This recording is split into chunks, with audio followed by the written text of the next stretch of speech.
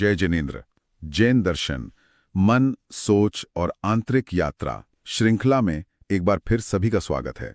आज हम इस यात्रा के 5वें पड़ाव पर हैं और हमारा विषय है आवश्यकता और इच्छा के बीच का महीन अंतर। और जैसा हम हमेशा कहते हैं, इस बातचीत का मकसद किसी नतीजे पर पहुंचना या कोई राय बनाना नहीं है। नहीं, ये तो बस एक साझा कोशिश है जैन दर्शन की रोशनी में अपने मन के अंदर चल रही प्रक्रियाओं को साथ मिलकर समझने की। बिल्कुल।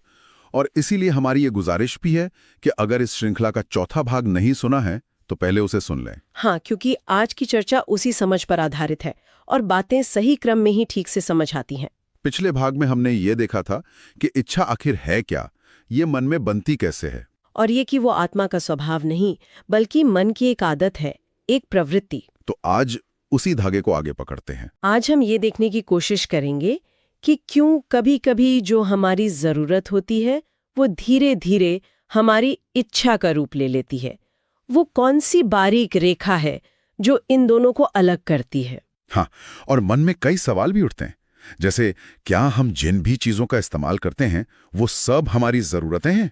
और वो कौन सा मोड़ आता है जब कोई साधारण सी सुविधा मन को बेहद जरूरी लगने लगती है। क्या ये फर्क किसी वस्तु में होता है या हमारे मन के नजरिए में? इन्हीं सवालों के इर्द गिर्द आज हमारी बातचीत घूमेगी। और ये देखना दिलचस्प होगा कि अगर ये भेद हमें साफ साफ दिखाई न दे तो हमारा मन अनजाने में किस दिशा की ओर बढ़ने लगता है। एक बात और साफ कर दें, इस चर्चा का उद्देश्य न तो जरूरतों को गलत ठहराना है, नहीं, बिल्कुल नहीं, और ना ही इच्छाओं को जबरदस्ती खत्म करने की बात करना है। नहीं, बिल्कुल नहीं। मकसद सिर्फ ये समझना है कि जैन दर्शन इस सीमा को कहाँ देखता है और वो कौन सा बिंदु है जहां से अनजाने में मन के बंधन की शुरुआत हो जाती है। और हमारी ये सारी बातचीत सिर्फ जैन शास्त्रों पर आधारित है, खासतौर पर आचार्य उमास्वामी जी द्वारा रचित श्री तत्वार्थ सूत्र और आचार्य कुंदकुंज जी द्वारा रचित श्री समयसार पर। तो चलिए सबसे पहले सवाल से ही शुरू करते हैं जो अक्सर मन में आता है। हम दिन भर में इतनी सारी चीजों का उपयोग करते हैं, क्या ये हर उपयोग वाकई हमारी आवश्यकता है? अक्सर हम मान लेते हैं कि जो इस्तेमाल हो रहा है वो जरूरी ही होगा। हाँ, बिल्कुल। और यहीं से असल में सारी उलझन शुरू होती है। जैन दर्शन का नजरिया इस पर बहुत स्पष्ट है। किसी वस्तु का महज इस्तेमाल हो रहा है, ये इस बात का सबूत नहीं है कि वो हमारी जरूरत है। अच्छा।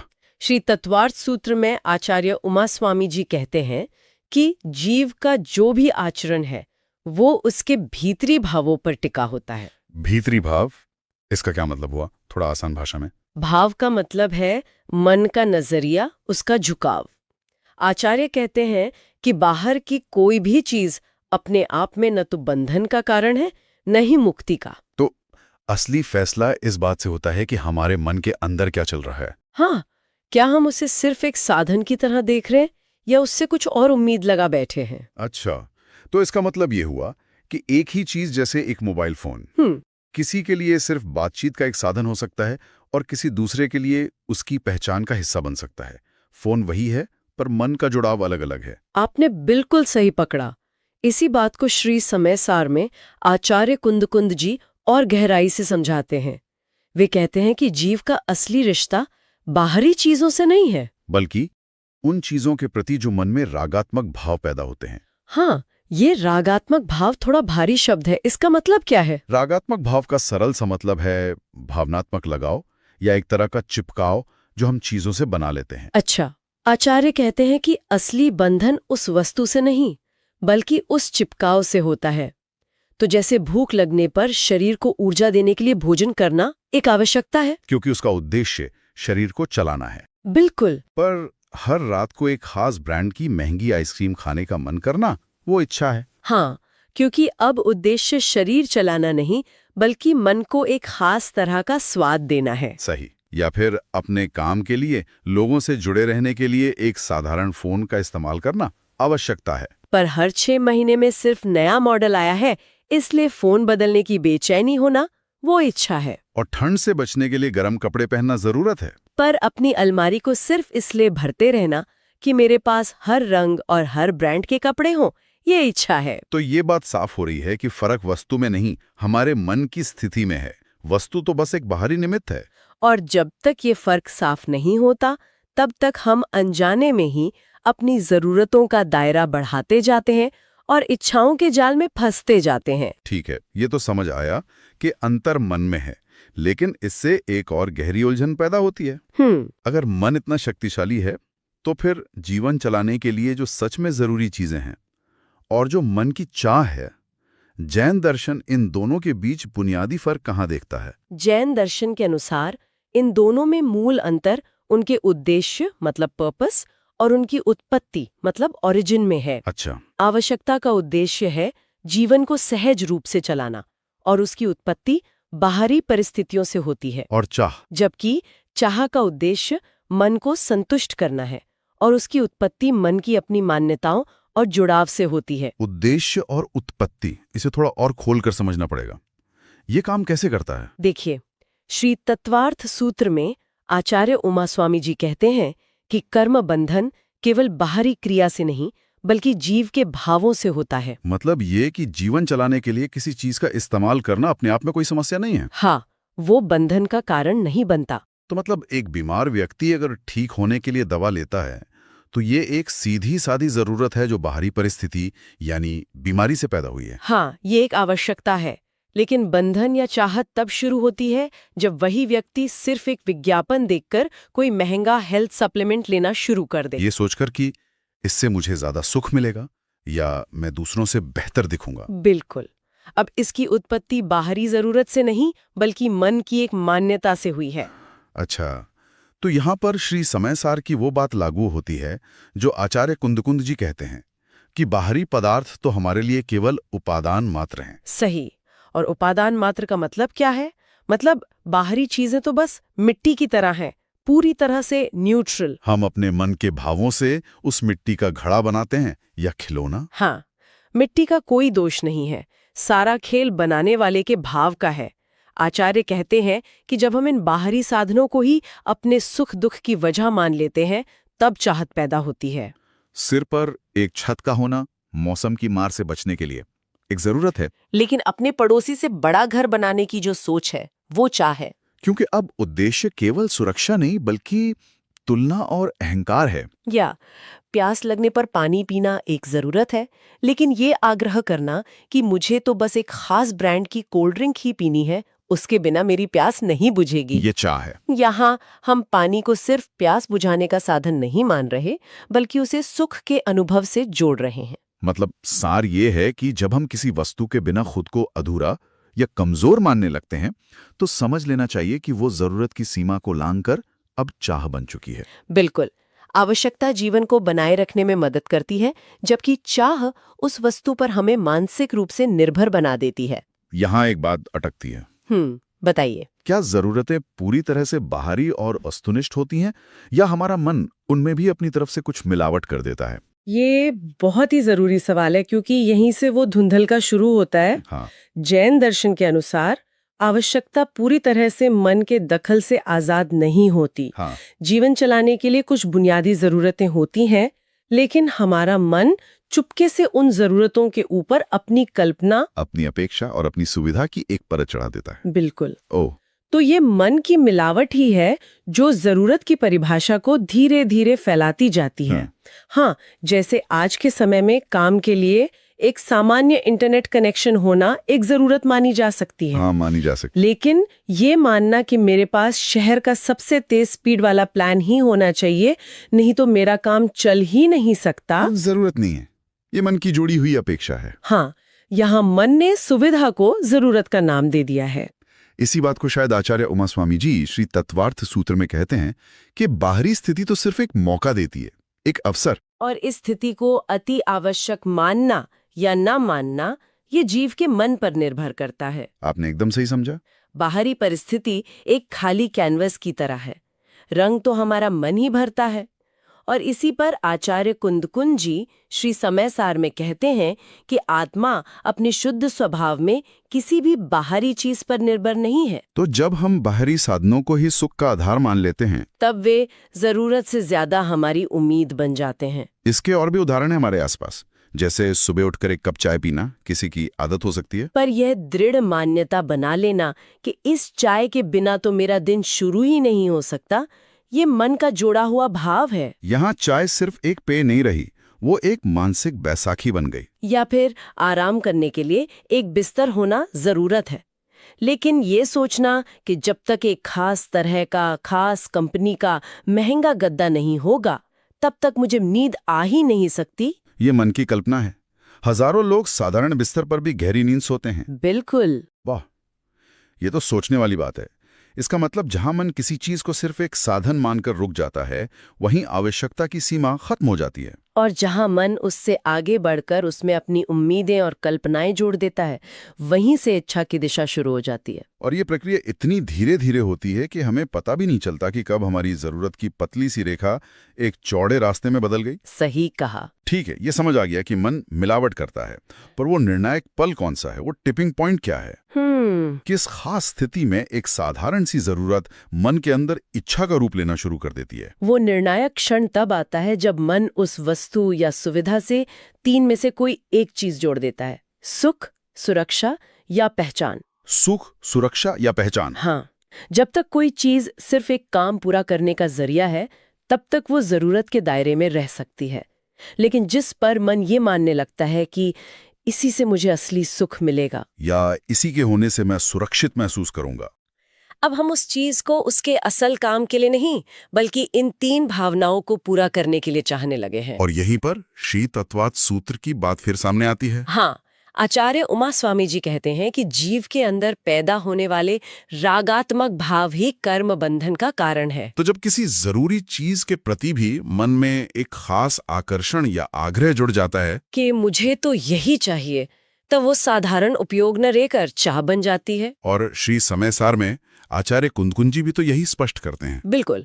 वो कहते हैं कि जब जीव बाहरी साधन को अपने सुख का आधार मान लेता है, तो वो साधन अनिवार्य लगने लगता है और वहीं पर जरूरत और इच्छा के बीच की सीमा टूट जाती है। तो वो निर्णायक पल यही है जब मन में ये भाव आता है कि मेरे सुख के लिए ये अनिवार्य है। हाँ, जैसे ही अनिवार्यता का भाव जुड़ा, समझ लीजिए कि जरूरत ने इच्छा का रूप ले लिया है। इसे उदाहरण से समझते हैं। समय देखने के लिए घड़ी एक जरूरत हो सकती है, लेकिन ये मानना कि जब तक मेरे पास एक बहुत महंगी लाखों की घड़ी नहीं होगी, तब तक समाज में मेरी कोई पहचान नहीं बनेगी, ये इच्छा है। क्योंकि अब घड़ी का मकसद समय देखना नहीं, पहचान बनाना हो गया है। बहुत सटीक उदाहरण है। या रहने के लिए एक ठीक-ठाक घर जरूरत है, पर यह सोचना कि जब तक शहर के एक खास पॉश इलाके में मेरा घर नहीं होगा, तब तक मेरा भविष्य सुरक्षित नहीं है, ये इच्छा है। क्योंकि अब घर का मकसद सिर्फ सिर ढकना नहीं, बल्कि सुरक्षा की एक झूठी गारंटी बन गया है। शरीर को पोषण देने के लिए सादा भोजन जरूरत है, लेकिन ये मानना कि सिर्फ महंगे सुपर फूड या ऑर्गेनिक खाना खाने से ही सच्चा सुख मिलेगा, ये इच्छा है। क्योंकि अब भोजन का मकसद पोषण से ज्यादा सुख और एक खास लाइफस्टाइल से जुड़ गया है। तो ये बदलाव बहुत ही सूक्ष्म है और वस्तु से सुख, सुरक्षा और पहचान को जोड़ने का यही भाव है जो आगे चलकर राग यानी गहरे लगाव की जमीन तैयार करता है। तो अहम सवाल पर आते हैं। उपयोग और आसक्ति यानी यूज और अटैचमेंट, इन दोनों के बीच का फर्क आखिर कहाँ तय होता है, वस्तु में या हमारे मन की अवस्था में? अब तक की चर्चा से ये पानी की तरह साफ हो जाना चाहिए। जैन दर्शन के अनुसार उपयोग और आसक्ति का अंतर किसी भी बाहरी वस्तु या परिस्थिति में है ही नहीं। तो ये फर्क 100% सिर्फ और सिर्फ मन की अवस्था में तय होता है। हाँ, वस्तु वही रहती है, लेकिन मन का भाव बदलते ही उपयोग आसक्ति में बदल जाता है। यानी निर्णायक चीज भारी साधन नहीं, बल्कि हमारी आंतरिक दृष्टि है। एकदम। श्री तत्वार्थ सूत्र में आचार्य उमा स्वामी जी फिर कहते हैं कि कर्म बंधन का कारण रागात्मक भाव है, न कि कोई क्रिया या वस्तु। इसका मतलब है कि किसी चीज का उपयोग तब तक बंधनकारी नहीं है जब तक मन उसमें राग यानी चिपकाव, आग्रह या अनिवार्यता का भाव नहीं जोड़ता। और जैसे ही मन ये भाव जोड़ता है कि ये तो मेरे लिए बहुत जरूरी है, इसके बिना नहीं चलेगा, वहीं उपयोग और आसक्ति के बीच की रेखा पार हो जाती है। और श्री समयसार में भी आचार्य कुंदकुंद जी कहते हैं कि आसक्ति वस्तु से नहीं, बल्कि वस्तु के प्रति जो हमने मन में मान्यता बना ली है, उससे पैदा होती है। हाँ, क्योंकि आत्मा का स्वभाव तो अपने आप में शुद्ध और असंग है। असंग मतलब जो किसी से चिपकता नहीं। लेकिन जब जीव बाहरी चीजों को ही अपने सुख दुख की वजह मान लेता है, तब वही चीजें आसक्ति का केंद्र बन जाती हैं। तो आखिरी निष्कर्ष ये बना कि जहां मन किसी वस्तु को सिर्फ एक काम निकालने के साधन के तौर पर देखता है, वहां उपयोग है। और जहां मन उसी वस्तु में अपना सुख, अपनी सुरक्षा या अपनी पहचान देखने लगता है, वहीं वो उपयोग फिसलकर आसक्ति बन जाता है। इसको भी कुछ अंतिम उदाहरणों से पक्का कर लेते हैं। जैसे अपने परिवार और दोस्तों से जुड़े रहने के लिए सोशल मीडिया का इस्तेमाल करना उपयोग है, पर अपनी पहचान बनाने के लिए या खुद को महसूस करने के लिए लगातार लाइक्स और कमेंट्स की चिंता करना आसक्ति है। कहीं आने जाने के लिए गाड़ी का इस्तेमाल करना उपयोग है, पर उस गाड़ी पर एक छोटी सी खरोच आने पर बहुत ज्यादा दुखी हो जाना या गुस्सा करना आसक्ति है। हाँ, क्योंकि अब वो सिर्फ एक मशीन नहीं, मेरी गाड़ी बन गई है। सही। भूख मिटाने के लिए खाना खाना उपयोग है, पर पेट भरने के बाद भी सिर्फ स्वाद के मजे के लिए खाते रहना आसक्ति है। और उपयोग और आसक्ति के बीच की यही समझ आगे के विषयों जैसे कि राग और द्वेष को समझने की नींव रखती है। बिल्कुल।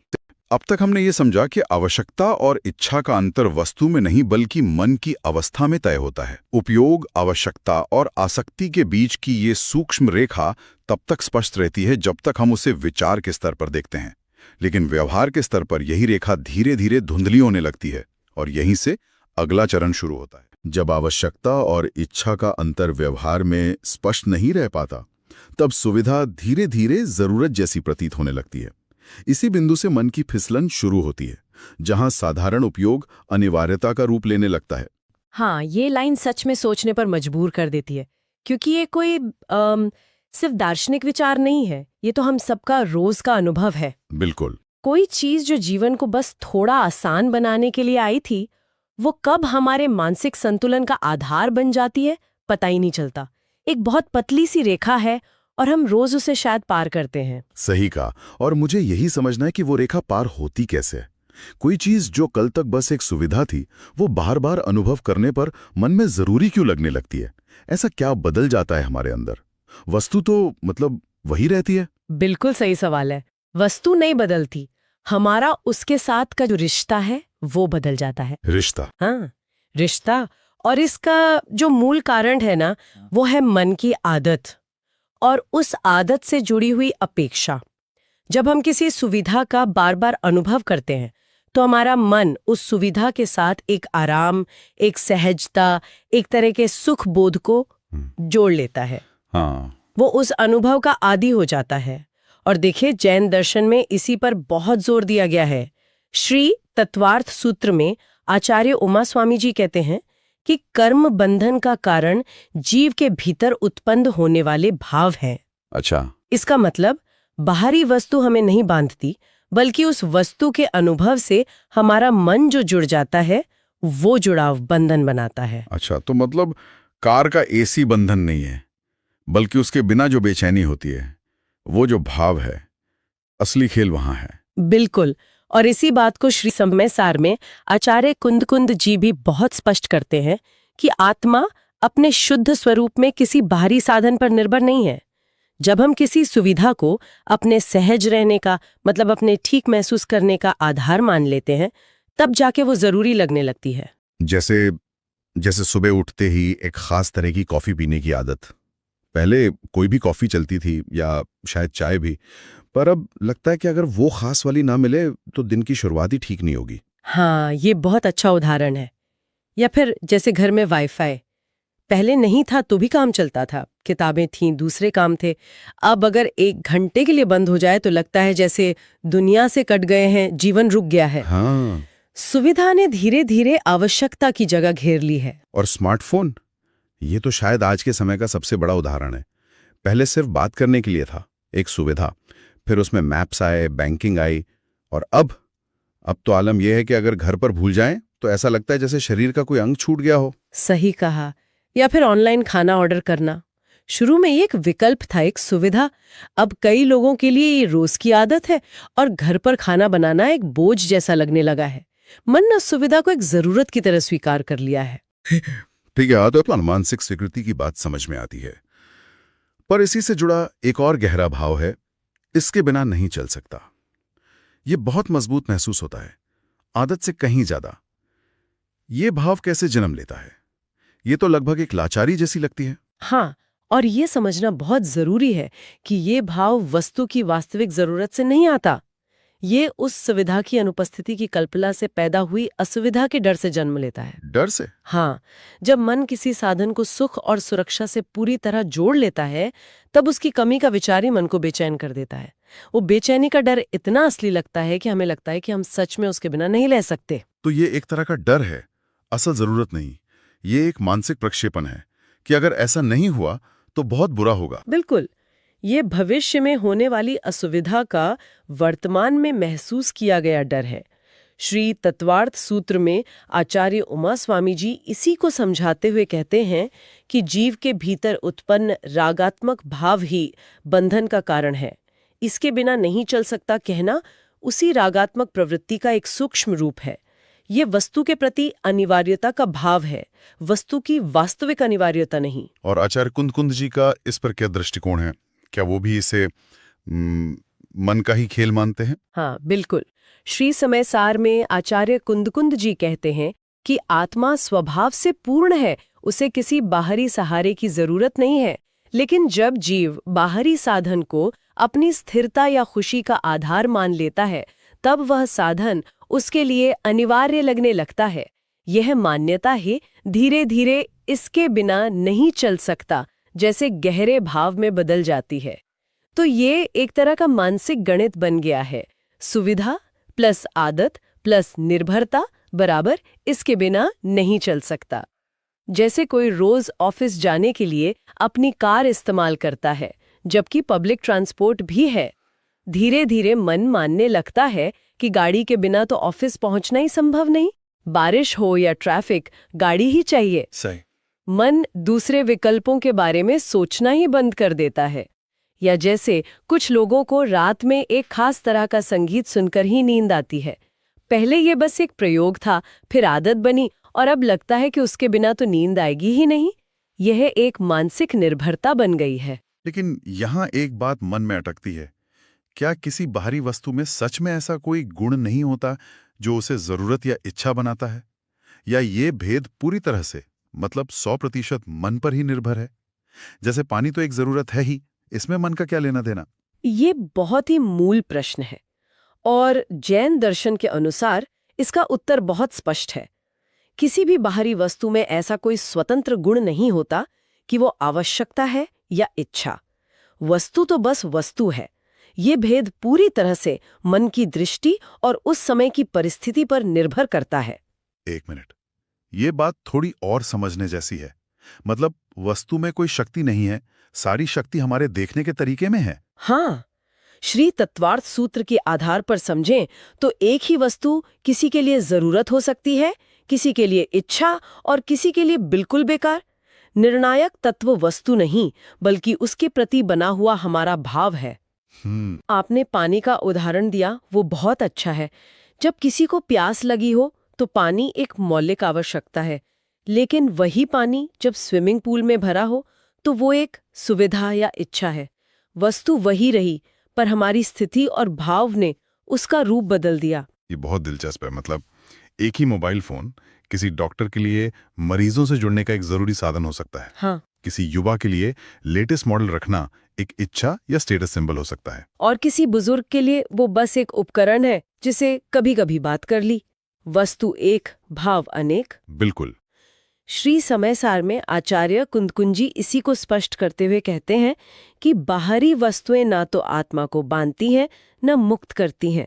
जब हम किसी वस्तु को अपने सुख, सुरक्षा या पहचान का आधार मान लेते हैं, तब वही वस्तु इच्छा का विषय बन जाती है, वरना वो उपयोग की सीमा में रहती है। अच्छा। एक किताब किसी विद्यार्थी के लिए जरूरत है, किसी और के लिए ज्ञान की इच्छा का प्रतीक है और किसी के लिए शायद बस शेल्फ पर रखी एक सजावट की वस्तु। भेद वस्तु में नहीं, हमारे भाव में है। ठीक है, ये बात अब पूरी तरह स्पष्ट हो रही है। अगर ये भेद मन में है तो फिर क्या होता है जब कोई व्यक्ति इस अंतर को स्पष्ट रूप से नहीं पहचान पाता, जब ये रेखा धुंधली हो जाती है? मन के स्तर पर कौन सा भ्रम स्थिर होने लगता है? जब ये अंतर स्पष्ट नहीं होता तो मन में एक बहुत गहरा भ्रम स्थिर हो जाता है कि बाहरी वस्तुएं और परिस्थितियां ही मेरे सुख, सुरक्षा और संतुलन का आधार हैं। व्यक्ति अपने भीतर देखने के बजाय लगातार बाहर की दुनिया पर निर्भर होने लगता है। इसी को पराश्रितता का भ्रम कहते हैं। पराश्रितता यानी दूसरों पर या बाहरी चीजों पर आश्रित हो जाना, एक तरह से अपनी खुशी का रिमोट कंट्रोल बाहरी चीजों के हाथ में दे देना। हाँ, आपने बिल्कुल सही समझा। ये बहुत सटीक उपमा है। श्री तत्वार्थ सूत्र में आचार्य उमा स्वामी जी के अनुसार जब जीव ये मान लेता है कि सुख दुख का कारण बाहरी साधन है तो उसका भाव बाहरी आश्रय पर टिक जाता है। यही भ्रम है, क्योंकि वो अपने भावों का कर्ता स्वयं को नहीं मानता बल्कि परिस्थितियों को मानने लगता है। यानी ये एक तरह से जिम्मेदारी को बाहर धकेलना है। मैं दुखी हूं क्योंकि मौसम खराब है, या मेरा मूड खराब है क्योंकि ट्रैफिक बहुत था। हाँ, कुछ वैसा ही। और श्री समयसार में आचार्य कुंद कुंद जी कहते हैं कि आत्मा स्वभाव से स्वतंत्र है, लेकिन जब वो बाहरी पदार्थ को अपने सुख दुख का कारण मानता है तो वो अपने ही स्वरूप से भटक जाता है। मन में ये बैठ जाता है कि बिना उस वस्तु के मैं अधूरा हूँ, बिना उस व्यक्ति के मैं खुश नहीं रह सकता, बिना उस सफलता के मेरा जीवन बेकार है। ये तो बहुत आम सोच है। बिल्कुल। मैं तभी खुश रहूंगा जब मेरे पास वो नई गाड़ी होगी, या मैं तभी शांत हो पाऊंगा जब घर में सब कुछ मेरे हिसाब से हो। ये तो हम अपने आसपास हर दिन देखते हैं। या सोशल मीडिया पर अगर मेरी फोटो पर इतने लाइक्स नहीं आए तो मेरा दिन खराब हो जाएगा। यहां खुशी का पैमाना पूरी तरह से बाहरी स्वीकृति पर निर्भर हो गया है। बिल्कुल, यही पराश्रितता का भ्रम है, अपनी आंतरिक अवस्था को बाहरी शर्तों से जोड़ देना। तो फिर इस पूरी चर्चा का सबसे महत्वपूर्ण सवाल यह है कि आवश्यकता और इच्छा के इस भ्रम का, इस पराश्रितता का व्यक्ति की सोच और आचरण पर लंबे समय में क्या प्रभाव पड़ता है? ये सिर्फ एक छोटी मोटी मानसिक गलती है या इसका असर बहुत गहरा है? इसका प्रभाव बहुत गहरा और दूरगामी होता है। लंबे समय में व्यक्ति की सोच की दिशा ही बदल जाती है। वो पूरी तरह से बाहरी आश्रित हो जाता है। उसके निर्णय स्वतंत्र नहीं रहते, वो परिस्थितिजन्य हो जाते हैं। अच्छा, वो ये नहीं सोचता कि मेरे लिए सही क्या है या मुझे क्या करना चाहिए, बल्कि ये सोचता है कि इन परिस्थितियों में क्या किया जा सकता है या लोग क्या कहेंगे। मतलब उसकी अपनी स्वतंत्रता, उसकी जो अपनी एजेंसी है, वो धीरे धीरे कम हो जाती है। वो बाहरी दुनिया की कठपुतली जैसा बन जाता है। एक तरह से कह सकते हैं। श्री तत्वार्थ सूत्र के अनुसार जब बाहरी वस्तुओं को सुख का आधार मानने वाला भाव स्थिर हो जाता है, तब वही भाव हमारी सोच और आचरण को चलाने लगता है। व्यक्ति की प्राथमिकताएं बदल जाती हैं। प्राथमिकताएं कैसे? आंतरिक शांति या आत्मज्ञान के बजाय धन कमाना, वस्तुएं इकट्ठा करना, सामाजिक प्रतिष्ठा बनाए रखना, ये सब उसके जीवन के केंद्र में आ जाते हैं, क्योंकि वह मानने लगता है कि सुख की कुंजी इन्हीं बाहरी चीजों में है। और श्री समयसार में इस बारे में क्या कहा गया है? क्या ये पराश्रित दृष्टि हमें और भी उलझाती है? हाँ, श्री समयसार में आचार्य कुंद कुंद जी कहते हैं कि ये पराश्रित दृष्टि आत्मभ्रम को और गहरी करती है। व्यक्ति का आचरण भी उसी दिशा में ढल जाता है। वो हमेशा वस्तुओं को खोने की आशंका में काम करने लगता है। अच्छा, उसे हमेशा ये डर लगा रहता है कि अगर ये नौकरी चली गई तो क्या होगा, ये घर चला गया तो मेरा क्या होगा, ये रिश्ता टूट गया तो मैं कैसे जीऊंगा। उसका हर काम इस डर से प्रभावित होने लगता है। वो खुशी के लिए नहीं, डर से बचने के लिए काम करता है। मतलब ये सिर्फ एक वैचारिक गलती नहीं रहती, बल्कि जीवन जीने का तरीका बन जाती है। सोच में अस्थिरता, व्यवहार में निर्भरता और भीतर एक स्थायी असंतोष का भाव, क्योंकि बाहरी चीजें तो बदलती ही रहती हैं। बिल्कुल, क्योंकि बाहरी वस्तुएं और परिस्थितियां स्वभाव से ही अनित्य हैं, बदलती रहती हैं, तो उन पर आधारित सुख भी कभी स्थिर नहीं रह सकता। इसलिए भीतर एक स्थायी असंतोष बना रहता है, एक खालीपन, और यही प्रभाव आगे चलकर राग, द्वेष और आसक्ति जैसी गहरी अवस्थाओं की भूमिका तैयार करता है। तो इस पूरी बातचीत से ये स्पष्ट हो रहा है कि ये यात्रा वस्तुओं से शुरू होकर मन की मान्यताओं तक पहुंचती है और फिर हमारे पूरे जीवन को दिशा देने लगती है। हाँ, और जब हम इस वार्तालाप के अंत में पहुंचते हैं तो ये समझना जरूरी है कि ये पूरी प्रक्रिया वस्तुओं के कारण नहीं बल्कि मन की मान्यता के कारण बनती है। वस्तु वही रहती है, पर दृष्टि बदल जाने से अनुभव बदल जाता है। यह समझ बहुत महत्वपूर्ण है, क्योंकि यहीं पर हमारी आंतरिक यात्रा एक और गहरे स्तर में प्रवेश करती है। तो अब स्वाभाविक रूप से एक अगला प्रश्न सामने आता है, यदि वस्तुएं कारण नहीं है, यदि आवश्यकता और इच्छा का भेद मन में तय होता है, तो फिर वह कौन सी मानसिक अवस्था है जो मन को बार बार इन वस्तुओं की ओर खींचने लगती है? इस खिंचाव का मूल क्या है? इन्हीं प्रश्नों के साथ हम प्रवेश करेंगे अगले भाग में, भाग 6, राग क्या है। अगले भाग में हम ये समझने का प्रयास करेंगे कि राग क्या है, वो इच्छा से कैसे आगे की अवस्था है और किस प्रकार राग बंधन की दिशा को और अधिक स्पष्ट रूप से आकार देता है। हमारी श्रृंखला जैन दर्शन, मन, सोच और आंतरिक यात्रा के अगले भाग में अवश्य जुड़ें, ताकि यह आंतरिक यात्रा और अधिक स्पष्टता, संतुलन और समझ के साथ आगे बढ़ सके। तब तक के लिए जय जिनेंद्र।